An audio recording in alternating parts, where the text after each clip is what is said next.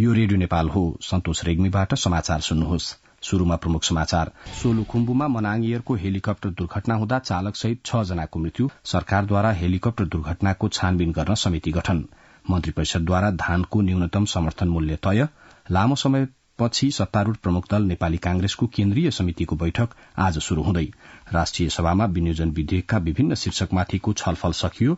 ललिता निवास जग्गा प्रकरणमा प्रहरीद्वारा हिजो भूमि व्यवस्थापन विभागका पूर्व महानिर्देशक सहित 4 जना पक्राउ र पाकिस्तानमा बाढ़ीका कारण कम्तीमा 6 जनाको मृत्यु। सुन त, भोलिको मिटिङको लागि सबैलाई फोन गर्यो? छैन सर, मेरो मोबाइलमा ब्यालेन्स नै थिएन। अलि पछि गर्छु ल्यान्डलाइनबाट। ल हेर, मोबाइलमा ब्यालेन्स छैन भनेर हुन्छ? तिमीलाई थाहा छैन यस कार्यालयले नेपाल टेलिकमको कर्पोरेट युजर ग्रुप अर्थात सीयूजी सेवा लिएको छ। तिम्रो नम्बरलाई पनि सीयूजीमा सहभागी गराउ न। अनि सर, मेरो त प्रिपेड नम्बर हो नि। अहिले नेपाल टेलिकमले प्रिपेड र पोस्टपेड दुवै फोनमा सीयूजी सेवा लागू गरिसकेको छ। सीयूजीमा आबद्ध भएपछि हाम्रो कर्मचारीहरू बीच निशुल्क र नेपाल टेलिकमको नेटवर्कमा सस्तो दरमा फोन तथा एसएमएस गर्न र डाटा चलाउन पाइन्छ नि। तिमीलाई थप जानकारी चाहिएमा नेपाल टेलिकमको वेबसाइट www.ntc.net.np मा हेर न। नेपाल टेलिकम, राष्ट्रको संचार।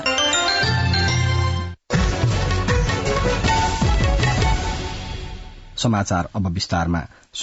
सोलुखुम्बुमा हिजो मनाङियरको हेलिकप्टर दुर्घटना हुँदा चालक दलका 1 सदस्य सहित त्यसमा सवार 6 जनाको मृत्यु भएको छ। सोलुखुम्बुको सुर्केबाट हिजो बिहान काठमाडौँ उडान भरेको हेलिकप्टर दिउँसो सोलुखुम्बुकै लेखु पीके गाउँपालिका 5 लामजुरा पास नजिकै रूखमा ठोकिएर दुर्घटनाग्रस्त अवस्थामा फेला परेको थियो। त्रिभुवन अन्तर्राष्ट्रिय विमानस्थलका महाप्रबन्धक एवं उद्धार समन्वय समितिका संयोजक प्रताप बाबु तिवारीका अनुसार दुर्घटनामा हेलिकप्टरका पाइलट क्याप्टेन चेत बहादुर गुरूङ सहित 5 जना मेक्सिकोका नागरिकको मृत्यु भएको छ। मनाङियरको हेलिकप्टर दुर्घटनामा ज्यान गुमाएका सबै 6 जनाको शव काठमाडौँ ल्याइएको र आफन्तलाई बुझाउने प्रक्रिया अघि बढ़ाइएको त्रिभुवन अन्तर्राष्ट्रिय विमानस्थलका प्रवक्ता टेकनाथ छिटौलाले जानकारी दिनुभयो। सोलुखुम्बुको सुर्केबाट हिजो बिहान 9:52 काठमाडौँका लागि उडेको हेलिकप्टर टावरसँग सम्पर्कविहीन भई दुर्घटनाग्रस्त अवस्थामा सोलुखुम्बुमा भेटिएको हो। सरकारले मनाङियरको हेलिकप्टर दुर्घटनाबारे छानबिन गर्न समिति गठन गरेको छ। प्रधानमन्त्री तथा मन्त्री परिषदको कार्यालय सिंहदरबारमा हिजो बसेको मन्त्री परिषदको बैठकले घटनाप्रति दुःख व्यक्त गर्दै संस्कृति, पर्यटन तथा नागरिक उड्डयन मन्त्रालयका सहसचिव बुद्धि सागर लामिछानेको नेतृत्वमा छानबिन समिति गठन गरेको सरकारका प्रवक्ता एवं संचार तथा सूचना प्रविधि मन्त्री रेखा शर्माले जानकारी दिनुभयो। बैठकले मिटर ब्याज पीड़ितको समस्या समाधान गर्न गठन गरिएको आयोगको म्याद 3 महिना थप गर्ने निर्णय गरेको पनि सरकारका प्रवक्ता मन्त्री शर्माले बताउनुभयो। बैठकले मोटा धानको प्रति क्विन्टल 3198 र मध्यम धानको प्रति क्विन्टल 3362 रूपैयाँ समर्थन मूल्य तोक्ने निर्णय पनि गरेको छ। बैठकले संघीय निजामती सेवा ऐन अनुसार वरियताका आधारमा सहसचिव लक्ष्मी कुमारी बस्नेतलाई सचिव पदमा बढुवा गर्ने निर्णय गरेको सरकारका प्रवक्ता मन्त्री शर्माले जानकारी दिनुभयो। प्रधानमन्त्री पुष्पकमल दाहाल प्रचण्डले सोलुखुम्बुमा हिजो भएको मनाङ एयरको हेलिकप्टर दुर्घटनाप्रति दुःख व्यक्त गर्नुभएको छ। प्रधानमन्त्री प्रचण्डले दुर्घटनामा ज्यान गुमाएका व्यक्तिका परिवारजनमा हार्दिक समवेदना प्रकट गर्नुभएको छ। कांग्रेस सभापति शेरबहादुर देउबा सहितका शीर्ष नेताहरूले पनि उक्त दुर्घटनाप्रति दुःख प्रकट गर्नुभएको छ। सत्तारूढ़ प्रमुख दल नेपाली कांग्रेसको केन्द्रीय समितिको बैठक आज बस्दैछ। पार्टी कार्यालय सानेपामा आज दिउँसो बैठक बस्ने जानकारी नेपाली कांग्रेसले दिएको छ। लामो समयपछि कांग्रेसले केन्द्रीय समितिको बैठक बोलाएको हो। बैठकको एजेण्डा तय गर्न केन्द्रीय समितिको बैठक अघि आज बिहानै पदाधिकारी र पूर्व पदाधिकारीको बैठक बोलाइएको छ। महामन्त्रीद्वय गगन थापा र विश्वप्रकाश शर्माले एजेण्डामा गर्नुभएको तयारीबारे पदाधिकारी तहमा छलफल गरी एजेण्डा तय गरिने नेताहरूले जानकारी दिनुभएको छ। राष्ट्रिय सभामा विनियोजन विधेयक 2080 को विभिन्न शीर्षकमाथिको छलफल सकिएको छ। राष्ट्रिय सभाको हिजो बसेको बैठकमा स्वास्थ्य तथा जनसंख्या, त्यसैगरी संचार तथा सूचना प्रविधि, ऊर्जा, जलस्रोत तथा सिंचाई, खानेपानी, अर्थ, श्रम, रोजगार तथा सामाजिक सुरक्षा, विज्ञान तथा प्रविधि, कानून, न्याय तथा संसदीय मामिला, कृषि तथा पशुपक्षी विकास, त्यस्तै गृह, रक्षा मन्त्रालय, त्यस्तै राष्ट्रिय योजना आयोग, प्रधानमन्त्री तथा मन्त्री परिषदको कार्यालय, उपराष्ट्रपतिको कार्यालय र राष्ट्रपति कार्यालयका विभिन्न शीर्षकमा छलफल भएको हो। बैठकमा विनियोजन विधेयक 2080 अन्तर्गतको राष्ट्रपतिको कार्यालय, उपराष्ट्रपतिको कार्यालय, प्रधानमन्त्री तथा मन्त्री परिषदको कार्यालय, राष्ट्रिय योजना आयोग र 16वटा मन्त्रालयको विभिन्न शीर्षकमाथि उठेका प्रश्नहरूको जवाब सम्बन्धित मन्त्रीहरूले आज दिनुहुने राष्ट्रिय सभाका अध्यक्ष गणेश प्रसाद तिमेल सिन्हाले जानकारी दिनुभयो।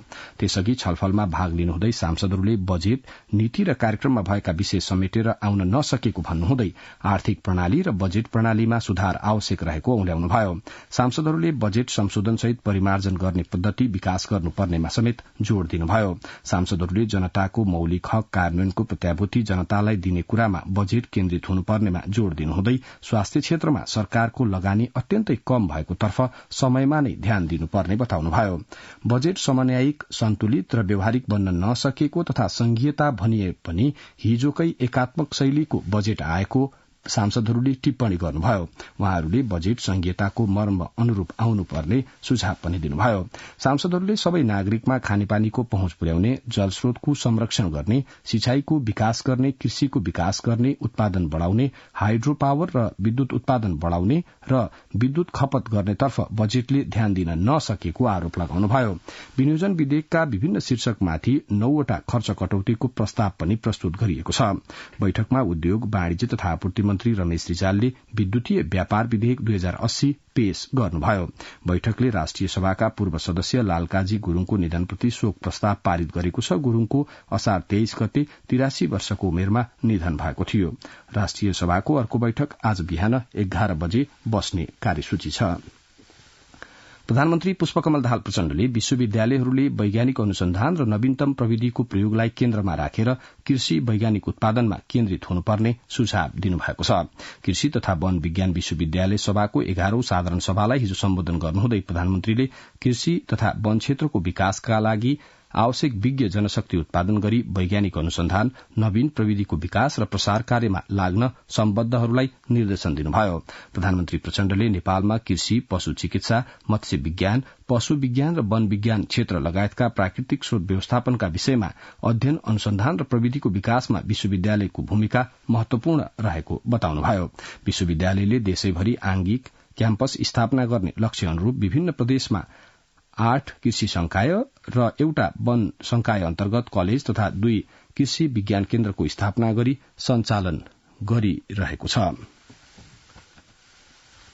एमाले अध्यक्ष केपी शर्मा ओलीले पार्टीभित्र आपसी मित्रता, एकता र पारस्परिक सम्बन्ध आवश्यक रहेको बताउनु भएको छ। ललितपुरको च्यासल स्थित पार्टी मुख्यालयमा एमाले बागमती संगठन कमिटिको 7औं बैठकलाई हिजो सम्बोधन गर्नुहुँदै अध्यक्ष ओलीले आपसी मित्रता, एकता र पारस्परिक सम्बन्धले नै पार्टी बलियो हुने विश्वास व्यक्त गर्नुभयो। उहाँले पार्टीभित्र अन्तर्द्वन्द मचाएर असमझदारी चर्काएर गुटबन्दी गरेर चुनाव जितिन्छ भन्ने कुरा नसोच्न नेता र कार्यकर्तालाई आग्रह पनि गर्नुभयो। जनता अहिले पनि परिवर्तन, न्याय र सुशासनको पक्षमा रहेको भन्नुहुँदै अध्यक्ष ओलीले आफूले जनताको भावनालाई समेट्न नसकेको पनि उल्लेख गर्नुभयो। अध्यक्ष ओलीले सिंगै समाज समेटिएको एमाले परिपक्व पार्टी हो भन्नुभयो। उत्साह र आत्मविश्वासका साथ काम गर्न नेता र कार्यकर्तालाई आग्रह गर्नुहुँदै उहाँले मिशन 2084 मा हरेक वडामा 51% भन्दा माथि मत ल्याउनु पर्ने बताउनुभयो। नेकपा एकीकृत समाजवादीका अध्यक्ष माधव कुमार नेपालले सरकारी जग्गाको अनियमितता र भ्रष्टाचारका विषयमा छानबिन गरिनुपर्ने बताउनु भएको छ।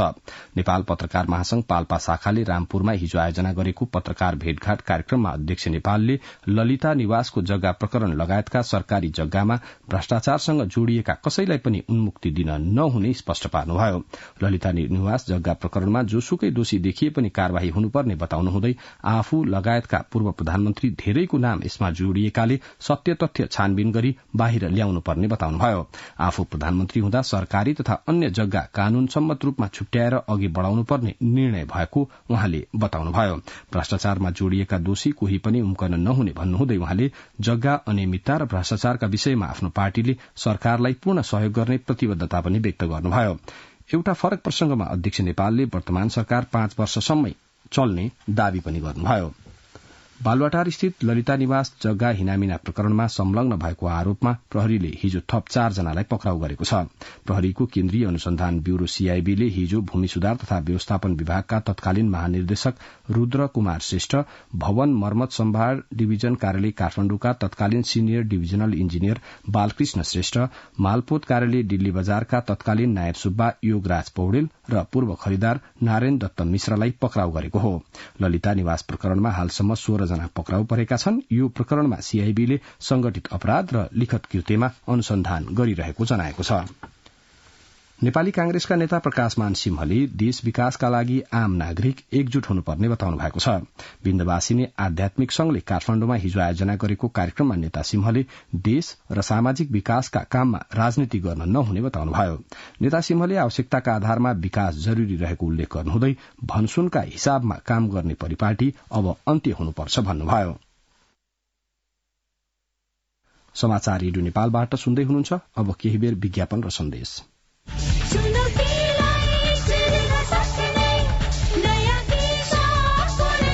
रेडियो नेपाल अब मोबाइल एपमा पनि। रेडियो नेपालबाट प्रसारण भएका सबै कार्यक्रम, समाचार, गीत संगीत, नाटक, विभिन्न समयमा विशिष्ट व्यक्तित्वहरूले दिनुभएको सन्देश लगायत ऐतिहासिक श्रव्य सामग्री radio Nepal mobile app download गरी तपाईको सुविधा अनुसार एन्ड्रोइड र एप्पल जुनसुकै मोबाइलमा पनि सुन्न सक्नुहुन्छ।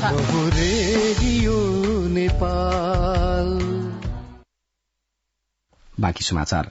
कर्णाली प्रदेश सरकारको आगामी आर्थिक वर्षको बजेट बहुमतले पारित भएको छ।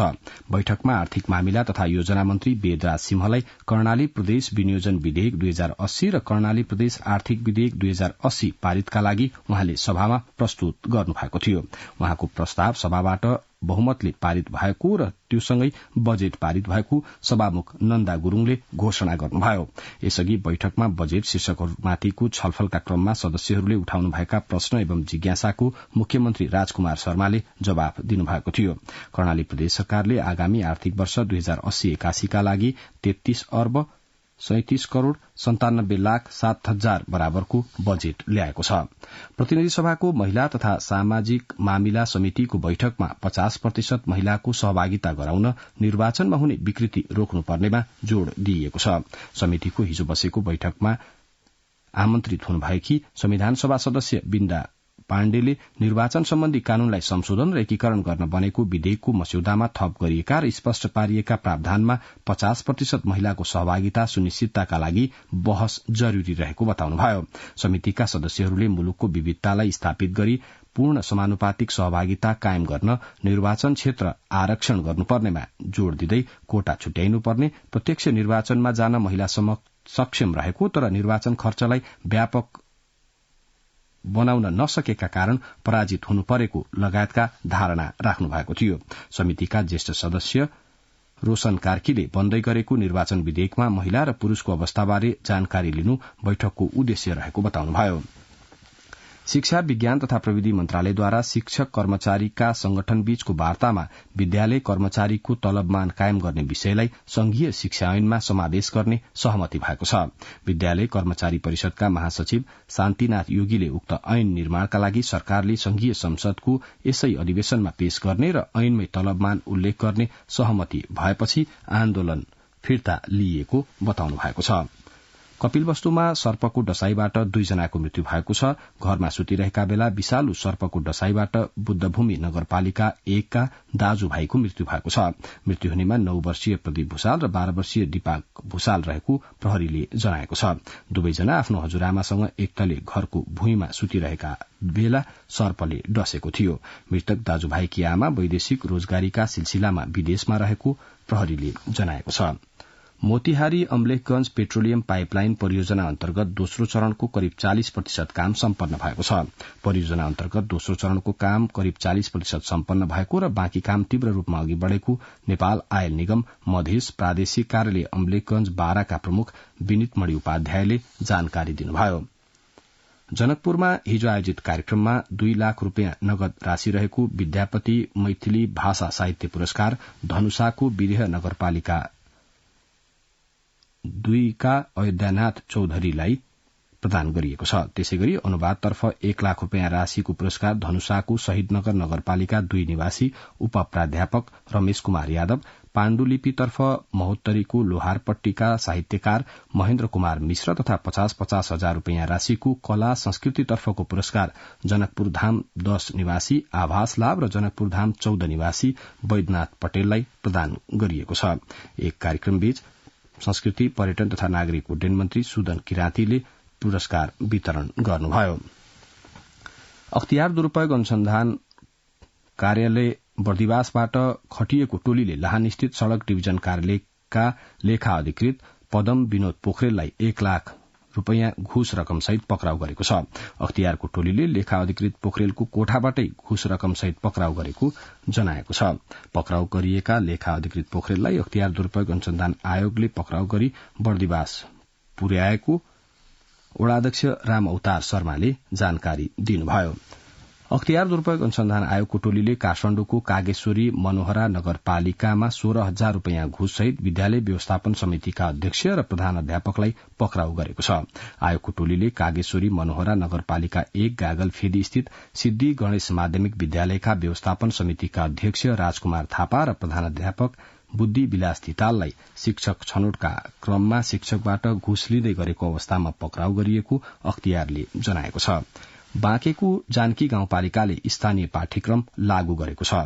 संवाददाता नवीन गिरीको यो रिपोर्ट। जानकी गाउँपालिका भित्रका कक्षा 1 देखि 8 सम्मका विद्यालयहरूमा यसै शैक्षिक सत्रदेखि स्थानीय पाठ्यक्रम पढ़ाउन शुरू गरिएको हो। शैक्षिक सत्रको शुरूआतमै लागू गर्ने कार्ययोजना भए पनि प्राविधिक कारणले केही ढिला गरी स्थानीय पाठ्यक्रम पढ़ाउन थालिएको हो। स्थानीय विषयवस्तु, स्थानीय सहभागिता र स्थानीय विज्ञताको उपयोग गरी तयार पारिएको स्थानीय पाठ्य पुस्तक पालिकाका सबै 45 वटै विद्यालयहरूमा वितरण गरिसकिएको छ। शिक्षा, युवा तथा खेलकुद शाखा प्रमुख कृष्णा कुमारी भण्डारी राष्ट्रिय पाठ्यक्रम 2076 कक्षा 1 देखि 8 सम्म स्थानीय पाठ्यक्रम लागू गर्ने व्यवस्था गरे हुनुबाट जानकी गाउँपालिकाले यस पाठ्यक्रमलाई तयार गरेर यो वर्षदेखि चाहिँ लागू हुँदैछ। 6वटा विषयवस्तुमा विभाजन गरेर तयार पारिएको पाठ्यक्रममा थप पाठ्य सामग्री शिक्षकहरूले खोजीनीति गरेर विद्यार्थीहरूलाई पढ़ाउनु पर्ने गरी निर्माण गरिएको छ। स्थानीय पाठ्यक्रम लागू भएपछि स्थानीय विषयवस्तुका बारेमा शिक्षकहरूलाई सोधी खोजी गर्ने र विद्यार्थीहरूलाई आफ्नो क्षेत्र र परिवेशसँगै स्थानीय भूगोल, सम्पदा, परम्परा, पर्यटन, सिप तथा रोजगारको विषयमा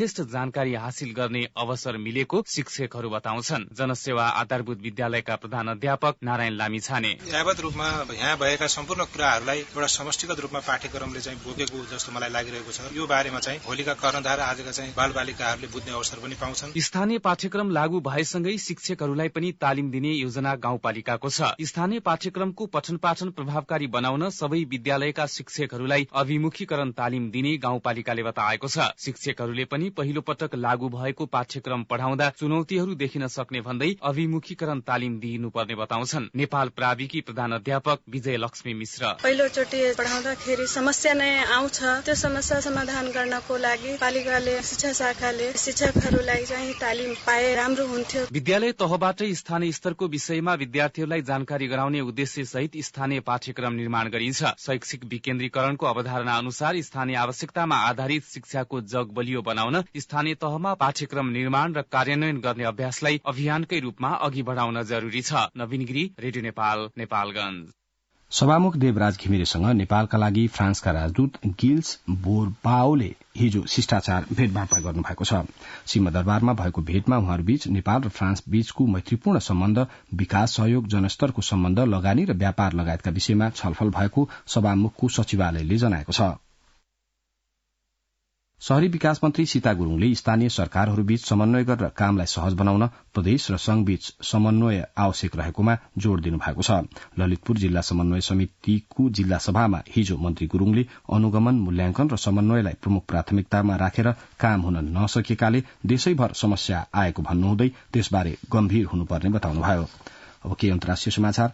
पाकिस्तानमा विगत 24 घण्टामा मनसुनी वर्षा र त्यसले निम्त्याएको बाढ़ीका कारण कम्तीमा 6 जनाको मृत्यु भएको र 9 जना घाइते भएको अधिकारीहरूले जनाएका छन्। बाढ़ी सम्बन्धी छुट्टा छुट्टै घटनामा ज्यान गुमाएका मध्ये 3 जना महिला र 1 जना बालक रहेको त्यहाँको राष्ट्रिय प्रकोप व्यवस्थापन प्राधिकरणले जनाएको छ। जुन 25 देखि शुरू भएको मनसूनी वर्षा र बाढ़ीबाट पाकिस्तानमा हालसम्म 86 जनाले ज्यान गुमाइसकेका छन्। 151 भन्दा बढ़ी घाइते भएको त्यहाँको प्राधिकरणले जनाएको छ। टर्कीका राष्ट्रपति रेसेप तैयप एर्दोगानले नेटोमा सामेल हुन गर्नुभएको स्वीडेनको प्रस्तावमा समर्थन गर्न सहमत हुनुभएको छ।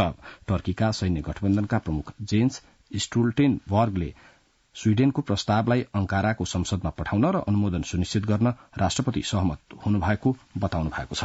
अब आर्थिक समाचार।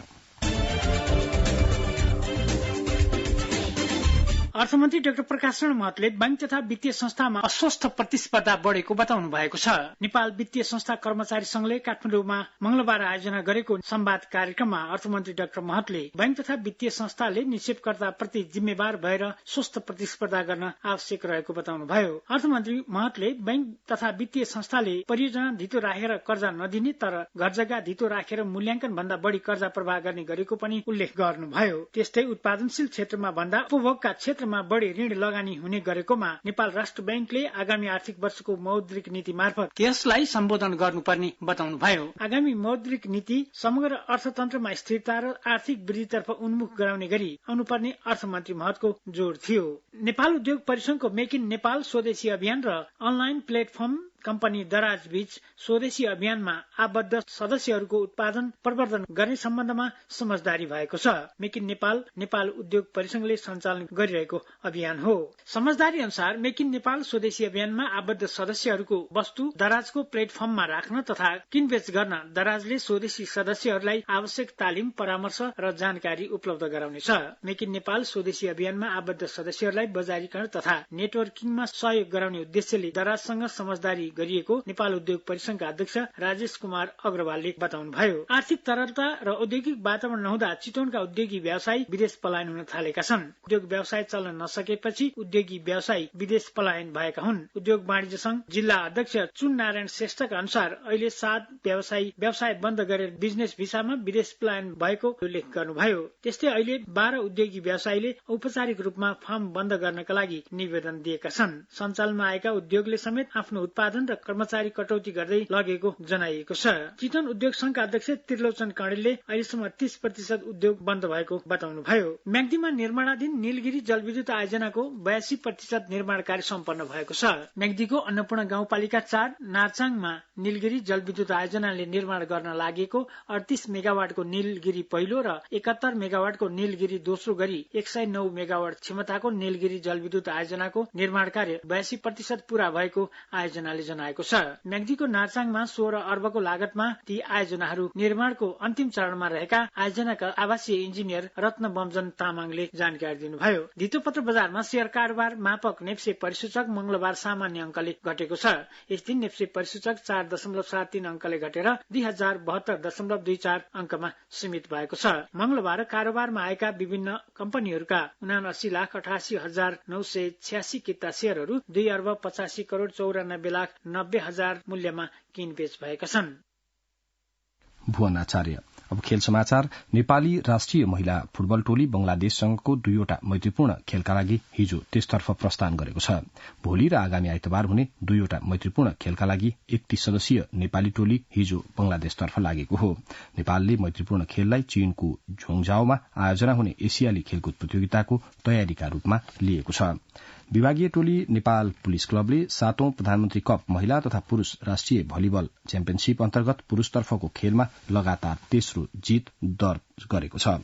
त्रिपुरेश्वर स्थित राष्ट्रिय खेलकुद परिषदको कवडहलमा हिजो भएको खेलमा पुलिसले दावाली मिलन क्लबलाई 0 विरूद्ध 3 को सोझो सेटमा पराजित गर्दै लगातार तेस्रो जीत दर्ज गरेको हो।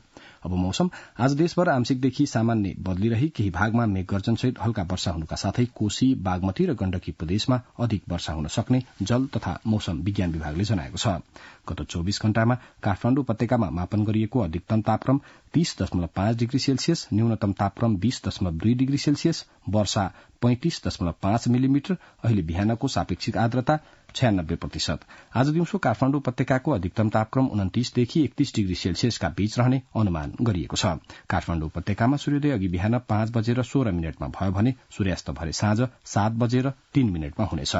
अन्त्यमा प्रमुख समाचार पुनः एकपटक।